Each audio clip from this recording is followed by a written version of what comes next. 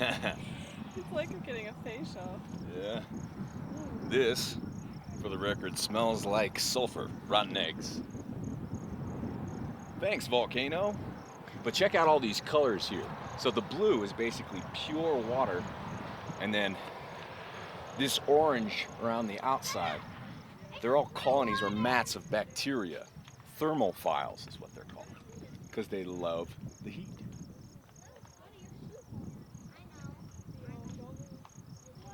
And the orangey and rusty colors represent cooler temperatures, relatively cooler anyway.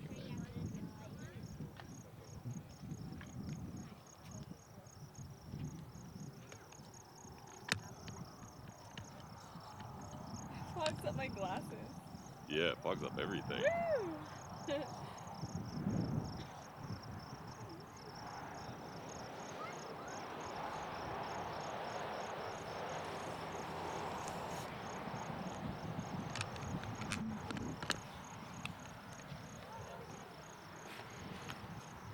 No swimming allowed. I'm Abel James. Check out abeljames.com. We'll see you next time.